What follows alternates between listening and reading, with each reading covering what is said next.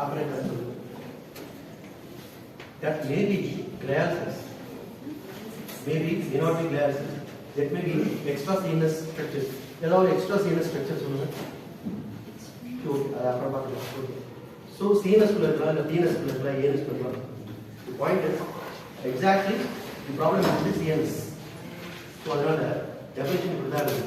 அது சம்பந்தப்பட்ட related things எல்லாத்தையுமே கலெக்டிவா சேர்த்து சொல்றது தான்.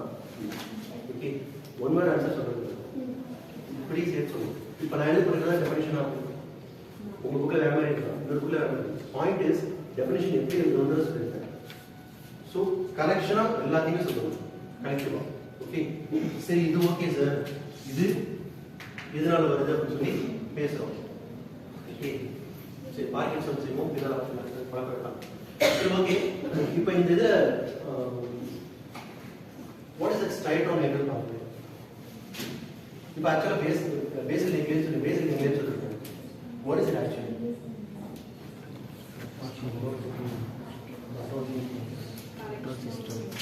chalk is white chalk layer.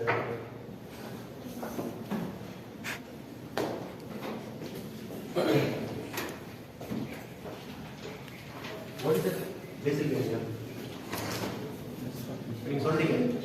It is a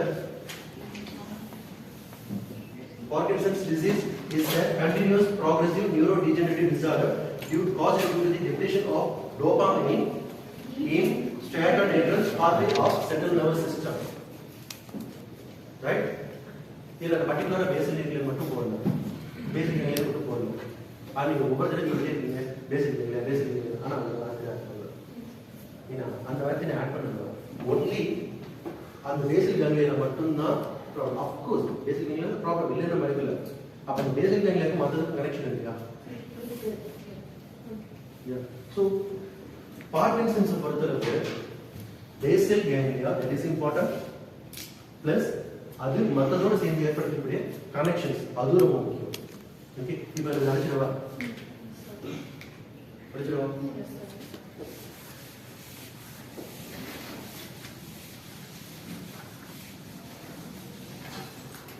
அது மற்றதோடு சேர்த்து ஏற்படுத்தக்கூடிய கனெக்ஷன்ஸ் அதுவும் முக்கியம். சரி ஓகே, வாட் இஸ் எங்கிருந்து அடுத்தது நீங்க ஏன் ஸ்டக் ஆகணும்? பேசிக்கா என்னோட எங்க இருக்கீங்கன்னு எனக்கு தெரியுது. Okay, check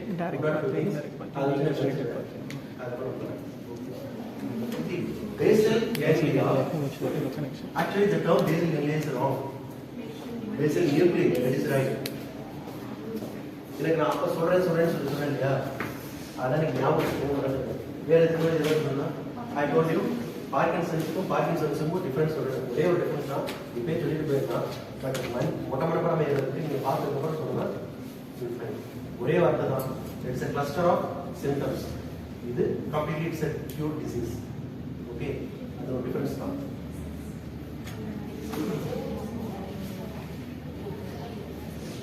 okay, I start here. எப்படி போயின்னு பார்த்துட்டு வேற என்ன இப்போ இது சொல்லுங்க. அப்புறம் சொல்லுங்க. அதிகமாக சொல்றேன். ஓகே, சரி அடுத்த ஒரு பாயிண்ட் சொல்றேன். இதுல இருந்து எப்படி இருக்கு பார்க்கலாம். We have cerebral hemispheres. Okay, இப்போ பேசல் நியூக்ளியை எங்க இருக்கு தெரியுமா? எங்க இருக்கு? பேசல் நியூக்ளியை எங்க இருக்கு? ஸோ இப்போ இவங்களுடைய ஃபோர் அடாப்ட் ஓப்பன் பண்ணுறோம், கட் பண்ணி ஓப்பன் பண்ணுறோம். செரிபரம்ல ஃப்ரண்ட் லோப் பக்கத்தில் என்ன இருக்கும்? ஆக்சிபிட்டல் லோப், இப்போ அந்த செரிபரம்ல இந்த மேலே இந்த செரிபரல் ஹெமிஸ்பியர்ஸ் அப்படியே உள்ள கை விட்டு அது இப்படி ஓப்பன் பண்ணுறோம்.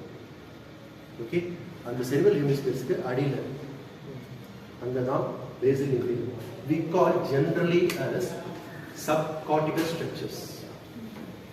It is the cortex region, cerebral hemispheres உடைய cortex region. அப்படியே ஒருத்தர் உட்கார வச்சு இது ஓப்பன் பண்ணுறோம் அப்படின்னா அந்த செரிபரல் ஹெமிஸ்பியர்ஸோட அந்த கார்டெக்ஸ் அப்படி புரியுதா? செரிபரல் ஹெமிஸ்பியரோட இந்த கார்டெக்ஸை அப்படியே இப்படி கையை விட்டு இப்படி ஓப்பன் பண்ணிட்டோம் அப்படின்னா அந்த செரிபரல் ஹெமிஸ்பியர் இப்படி வந்துடும். இது கடையில் எட்டி பார்த்தோம் அப்படின்னா இங்கே collectively there are certain things.